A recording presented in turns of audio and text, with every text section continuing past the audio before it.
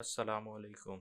उम्मीद है तमाम दोस्त खैर वाफियत के साथ होंगे। आज का लेक्चर इनकम टैक्स ऑर्डिनेंस 2001 से मुतालिक है और इसमें आज हम जायज़ा लेंगे कि इनकम टैक्स ऑर्डिनेंस कितने चैप्टर्स पर मुश्तमिल है, इसमें कितने शेड्यूल्स हैं और चैप्टर्स को किस तरीके से डिफरेंट पार्ट्स में, डिवीजन्स में और इसी तरीके से आगे सेक्शंस में डिवाइड किया हुआ है।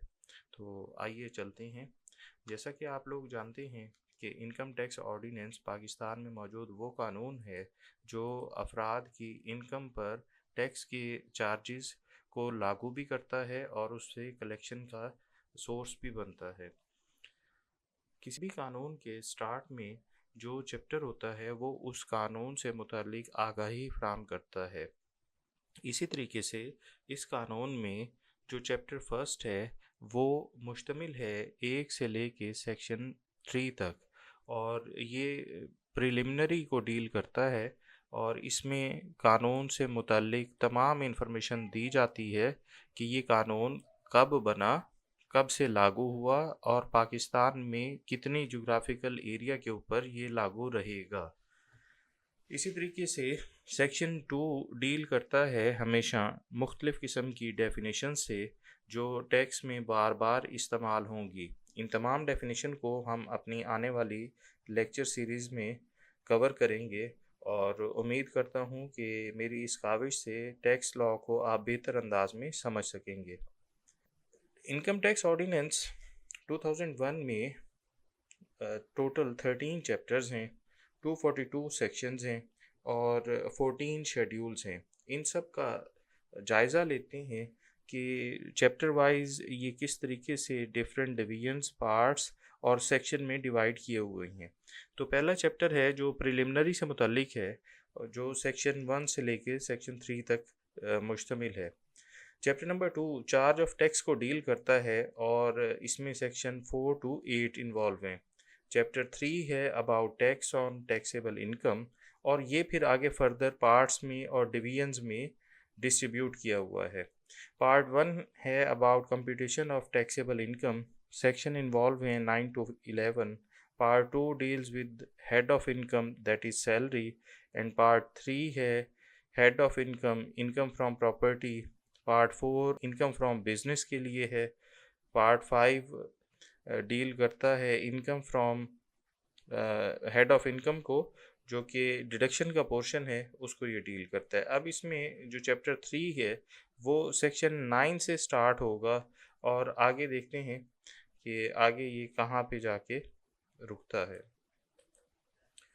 चैप्टर 3 कंटिन्यू हो रहा है सेक्शन 9 से। आपने याद रखना है कि स्टार्ट हुआ है हेड ऑफ इनकम को ये डील कर रहा है। चैप्टर 3 में पार्ट 4 है, डिवीजन 4 है, इसमें टैक्स अकाउंटिंग से मुतल्लिक है। 32 टू 36 सेक्शन तक इसमें शामिल हैं। पार्ट 5 को डिवाइड किया गया है बिटवीन सेक्शन 37 एंड 38 और ये है कैपिटल गेन से मुतल्लिक। Part 6 income from other sources से मुतल्लिक है, सेक्शन इन्वॉल्व हैं 39 and 40। Part 7 exemptions and tax concession को डील करता है, इसमें सेक्शन 41 से लेके 55 तक हैं। पार्ट 8 लॉसेस को डील करता है, सेक्शन है 56 टू 59 सी। पार्ट 9 है डिडक्टेबल अलाउंसेस, सेक्शन 60 से लेकर 60 डी तक शामिल हैं। पार्ट 10 है टैक्स क्रेडिट से मुतालिक और इसमें सेक्शन है 61 टू 65 एच। कॉमन रूल्स आते हैं जी चैप्टर नंबर 4 में और तो ये हमारा जो चैप्टर 3 है ये मुश्तमिल है टोटल 10 पार्ट्स पर और सेक्शन 9 से स्टार्ट होकर 65 एज तक चलेगा। ये बेसिकली टैक्सेबल इनकम के ऊपर चैप्टर है जिसमें वेरियस सोर्स ऑफ इनकम को डिस्कस किया गया है। Income from salary, income from property, income from business, deduction, tax accounting, capital gain, income from other sources, exemptions, tax concessions, losses, deductible allowances, tax credits. तो ये बड़ा तफसीली chapter है।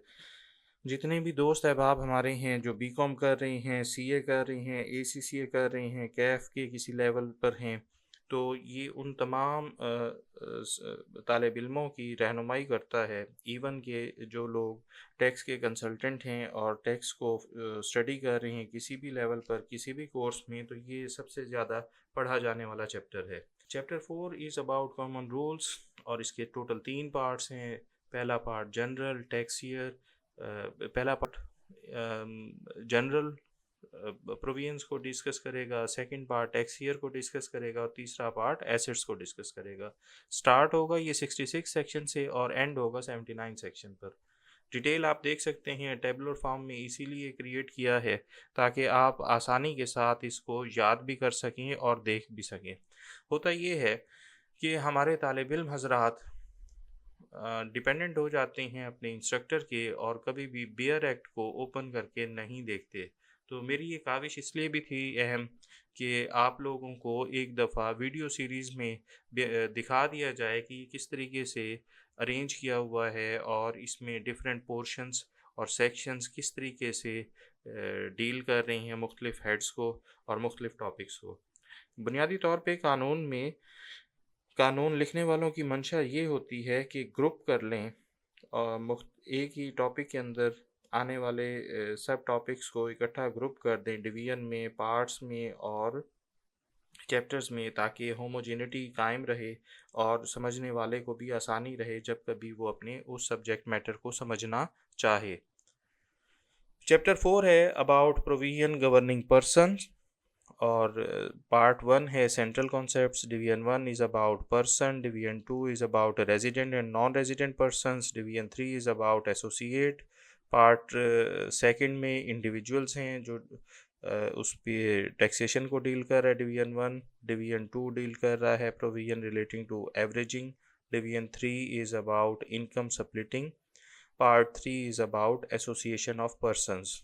ये स्टार्ट हो रहा है जी सेक्शन 80 से और आप देख सकते हैं कि किस तरीके से डिवीजन वाइज इसके डिफरेंट सेक्शंस हैं और पार्ट वाइज किस तरीके से ये चल रहा है। 80 को आपने याद रखना है। आगे चलते हैं 80 से लेके 93 तक इस पेज पर हैं। चैप्टर 5 को हम डिस्कस कर रहे थे, सेक्शन 80 से ये स्टार्ट हुआ था।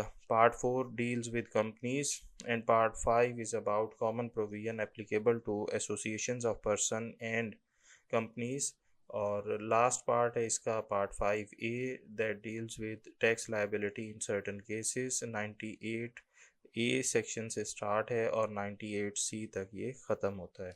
बेसिकली चैप्टर 5 जो है वो आपके सेक्शन 80 से स्टार्ट होगा और सेक्शन नंबर 98C पर ख़त्म होगा। चैप्टर 6 है अबाउट स्पेशल इंडस्ट्रीज़। इसमें इंश्योरेंस बिजनेस को अलग डिस्कस किया गया है। पार्ट 1 में oil, natural gases and mineral deposits को पार्ट 2 में डिस्कस किया गया है। जोग्राफिकल सोर्स ऑफ इनकम को पार्ट अलग से डिस्कस किया। चैप्टर नंबर 7 है इंटरनेशनल। इसका टाइटल है इंटरनेशनल और ये डील करता है जोग्राफिकल सोर्स ऑफ इनकम से पार्ट 1 में। पार्ट 2 में ये डील कर रहा है taxation of foreign source income of residents से। पार्ट नंबर 3 में ये डील कर रहा है टैक्सेशन ऑफ नॉन रेजिडेंट से। स्टार्ट होता है जी ये सेक्शन 101 से और एंड हो रहा है सेक्शन 107 पे। पार्ट 4 इसका डील कर रहा है। इसको फिर आगे फर्दर 4 हिस्सों में डिवाइड किया हुआ है। Part 1 is about geographical source income. Part 2 is about taxation of foreign source income of residents. Part 3 is about taxation of non-residents. And Part 4 is about agreements for the avoidance of double taxation and prevention of fiscal evasion. ये chapter हमारा section 101 से start है और 107 तक चलता है। Chapter 8 है anti avoidance से मुतालिक। सेक्शन 108 से लेकर सेक्शन 112 तक इसमें डिस्कस किए गए हैं मुख्तलिफ प्रोविजंस। चैप्टर नंबर 9 है मिनिमम टैक्स से मुतालिक। सेक्शन 113 से लेकर सेक्शन 113C तक इसमें प्रोविजंस ऑफ लॉ डिस्कस की गई हैं। चैप्टर 10 है प्रोसीजर से मुतालिक। इसमें डिफरेंट पार्ट्स हैं और फिर फर्दर उन पार्ट्स को डिवीजन्स में डिवाइड किया गया है। ये थोड़ा सा लेंथी चैप्टर है हमारा। इसमें पार्ट 1 रिटर्न्स को डील करता है, पार्ट 2 असेसमेंट्स को डील करता है, पार्ट 3 अपील से मुतालिक है, part 4 collection and recovery of tax से मुतल्लिक है। Part 5 advance tax and deduction of tax at source से मुतल्लिक है। डिवीजन 1 पार्ट 5 का advance tax paid by tax payer इसको डील कर रहा है। डिवीजन 2 डील कर रहा है advance tax paid to a collection agent. ये चैप्टर स्टार्ट हो रहा है सेक्शन 114 से, और इस पे आप जो पार्ट वाइज इनकी सेक्शन की डिस्ट्रीब्यूशन है वो आप देख रहे हैं कि डिफरेंट हेड्स के सामने उनके सेक्शंस भी लिखे हुए हैं। तो आगे चलते हैं चैप्टर नंबर 10 पे। चैप्टर नंबर 10 का डिवीजन पार्ट 5 का डिवीजन 3 है जो डील कर रहा है deduction of tax at source को।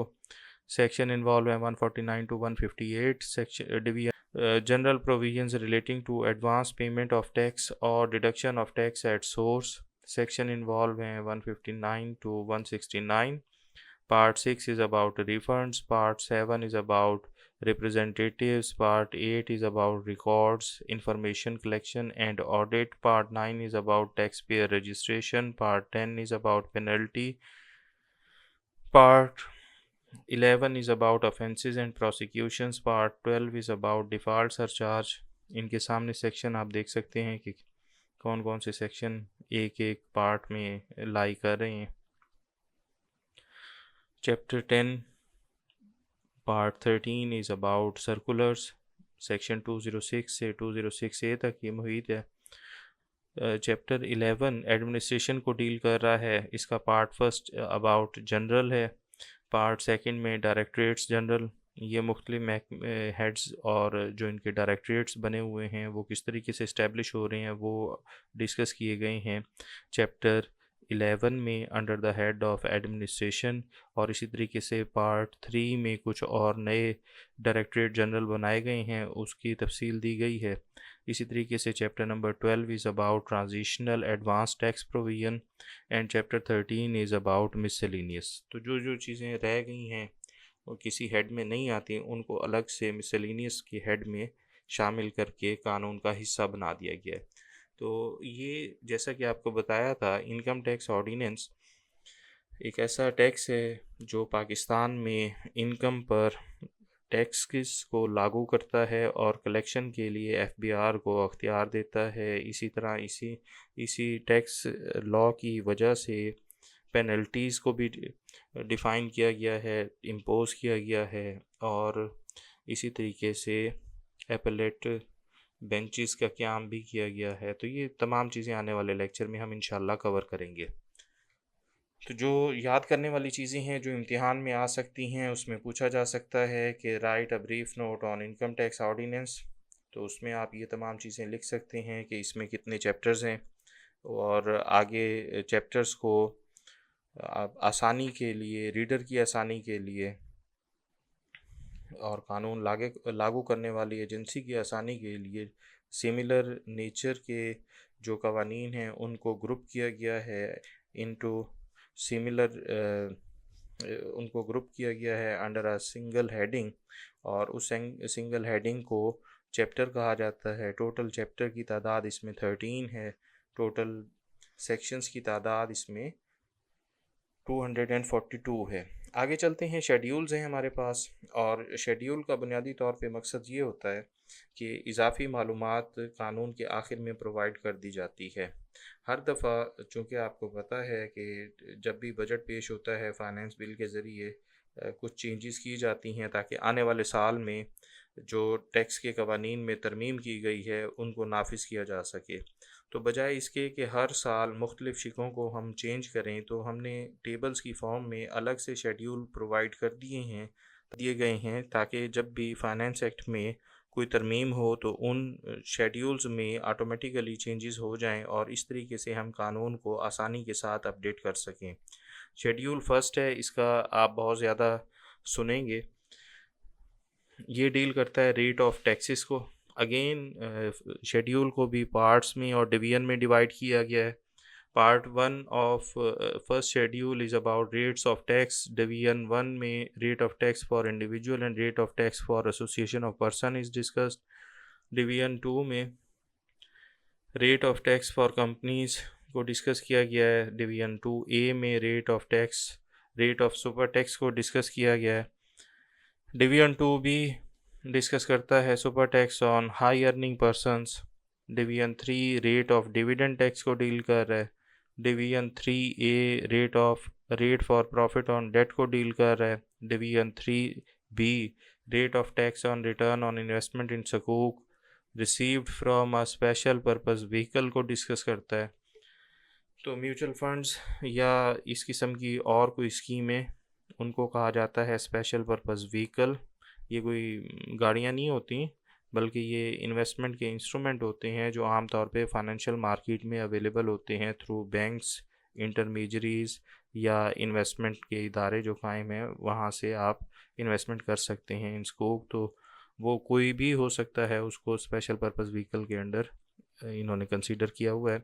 डिवीजन 4 डील करता है rate of tax on certain payments to non residents को। Division 5 is about rate of tax on shipping और air transport income of non resident person.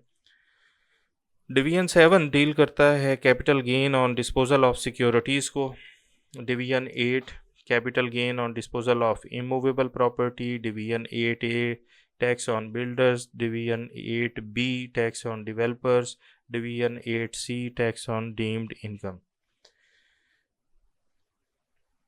इनकी तफसील हम जब भी मौका मिलेगा हमें इनके ऊपर वीडियो लेक्चर बनाने का, तो उसमें इनकी तफसील भी हम देखेंगे इंशाअल्लाह। तो घबराने की ज़रूरत नहीं है कि इतना मटेरियल इसमें शामिल है, पता नहीं हम कर भी पाएंगे, पढ़ भी पाएंगे, समझ पाएंगे या नहीं। एफ़र्ट आपको ख़ुद करनी है। पढ़ने का वाहिद काम है, दुनिया का आसान तरीन काम है, और आपने ख़ुद पढ़ना है। आप इसको लेट आउट नहीं कर सकते कि कोई दूसरा बंदा आप हायर कर लें, मज़दूर रख लें और वो आपकी जगह पे पढ़े। पढ़ना हो सकता है कि आप खौफज़दा हों कि पढ़ना मुश्किल है। पढ़ने के लिए सिर्फ़ और सिर्फ आपको फ़ोकस करना है, तवज्जो देनी है और टाइम निकाल के मुस्तकिल मिजाजी के साथ बैठ जाना है। सवालात पूछने हैं। जब तक आप सवाल नहीं पूछेंगे आपको समझ कुछ नहीं आएगा। तहज़ीब के दायरे के अंदर रहते हुए, अपनी इज़्ज़त को भी महफूज रखते हुए और दूसरे की इज़्ज़त करते हुए आप अपने असातिज़ा कराम से सवाल पूछें ताकि आपकी लर्निंग हो सके। जब तक आप सवाल नहीं पूछेंगे, ना तो असातिज़ा को पता चलेगा कि आप कहाँ पर फंसे हुए हैं, कौन सी चीज़ आपको समझ में नहीं आ रही या आपकी डिफ़िकल्टी है क्या, तो वो आपकी मदद भी नहीं कर सकते। आगे चलें जनाब, हमारे पास है division 9 minimum tax under section 113 से मुतालिक है। पार्ट 2 में रेट ऑफ एडवांस टैक्स को डिस्कस किया गया है। 2A ओमिट किया गया है।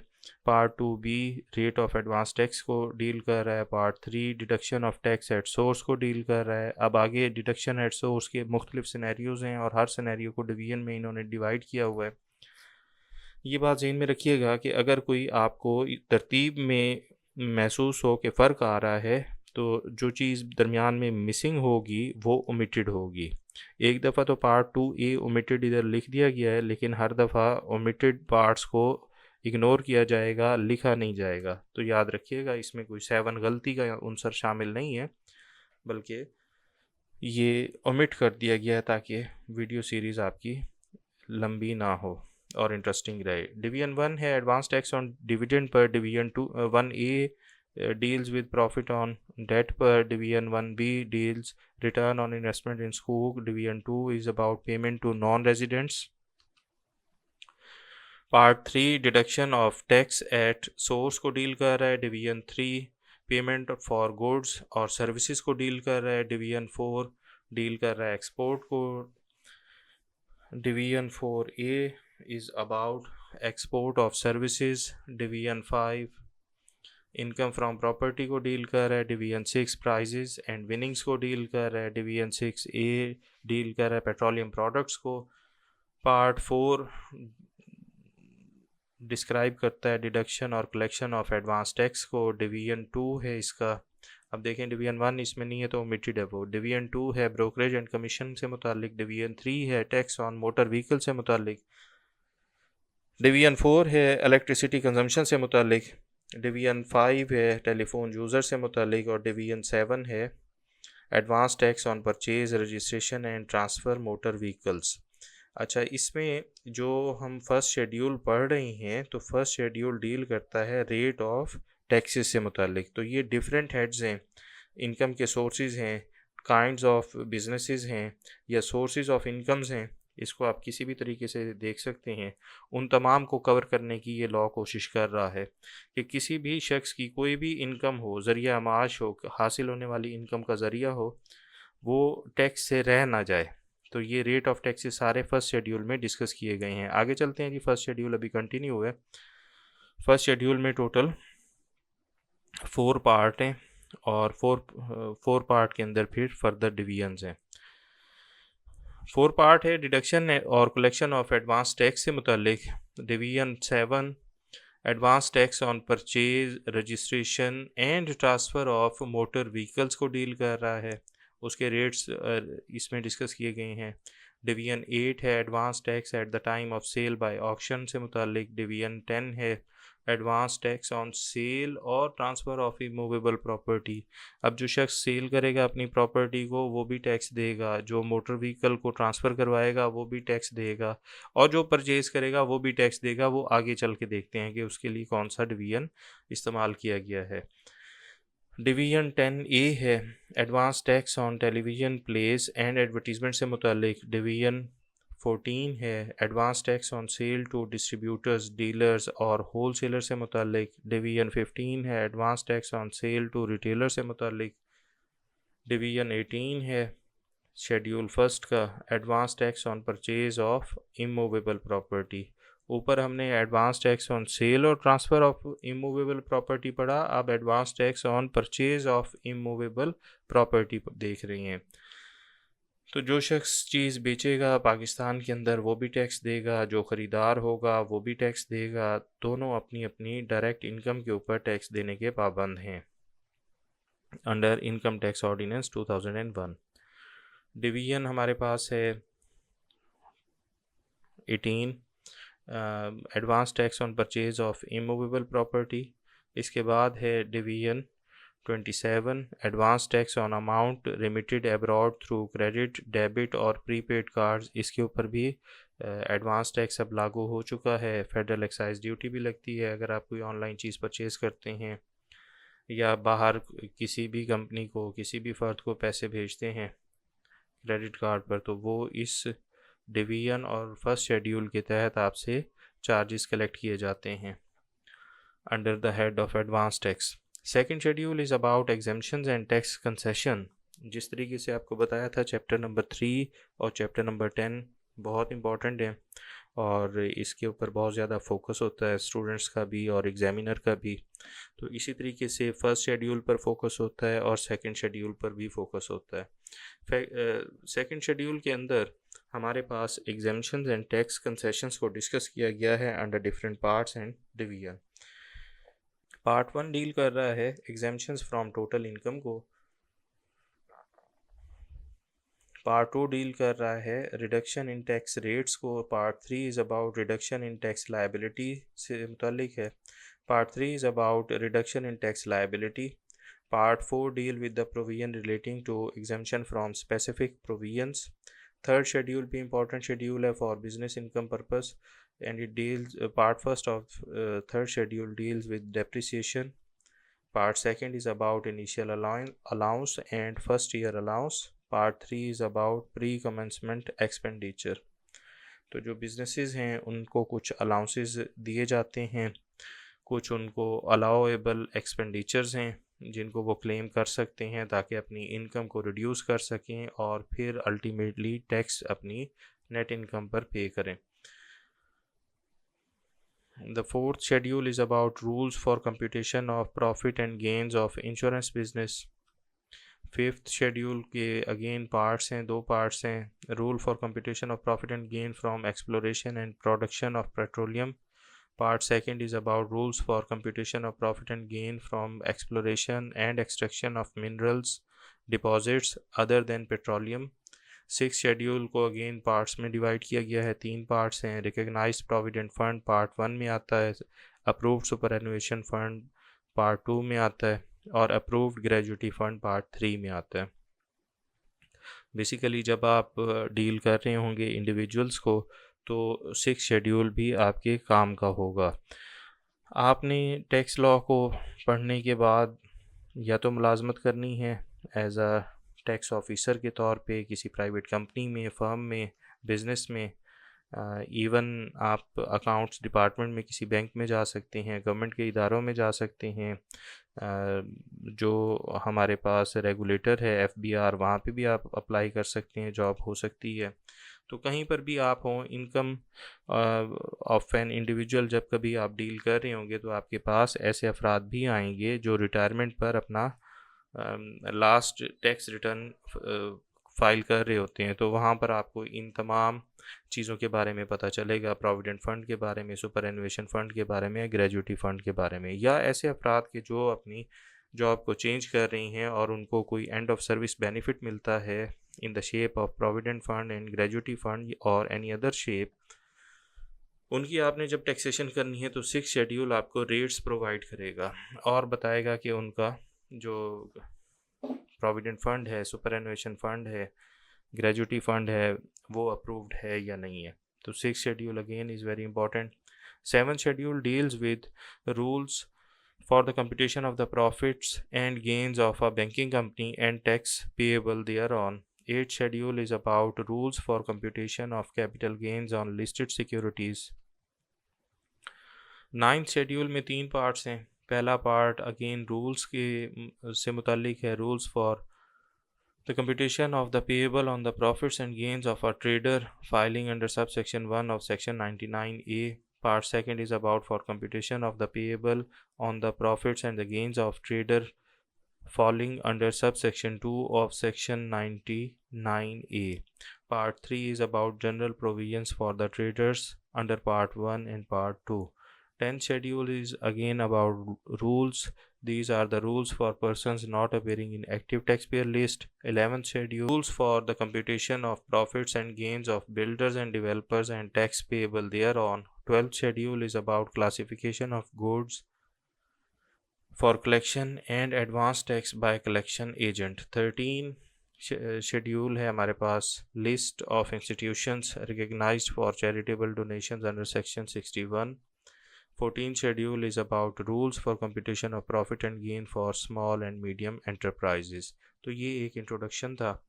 आज का लेक्चर इख्तिताम पजीर हुआ।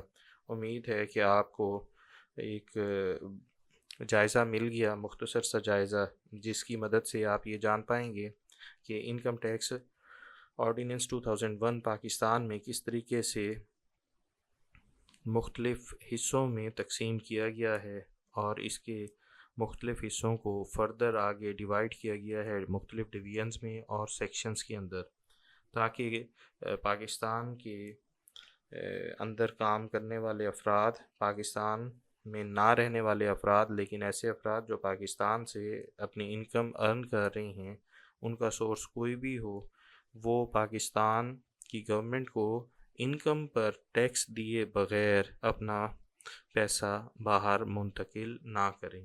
टैक्स देना एक वैसे भी हमारी कौमी ज़िम्मेदारी है, तो हमें चाहिए कि हम अपने टैक्स के मैटर्स को साफ़ शफाफ रखें और इसके साथ साथ गवर्नमेंट को उसकी जो अदायगियाँ हैं वक्त पे करते रहें। ये हमारा कौमी फ़र्ज़ है और अल्लाह पाक से दुआ है कि अल्लाह पाक आपको ये कौमी फ़रीज़ा अंजाम देने में आपकी मुआवनत फ़रमाए। जो चीज़ें आपको समझ आई हैं उनसे मुतालिक आप पूछ सकते हैं, कमेंट कर सकते हैं, और अगर कोई चीज़ आपको समझ आने में और अगर कोई चीज़ आपको अभी तक समझ में नहीं आई, उससे मुतालिक आप कोई चीज़ जानना चाहते हैं, तो बराए मेहरबानी कमेंट में उसका इज़हार करें। आपको कोशिश की जाएगी कि मुनासिब और सही जवाब दे दिया जाए। बेहद शुक्रिया, अपना ख्याल रखिएगा। पाकिस्तान जिंदाबाद।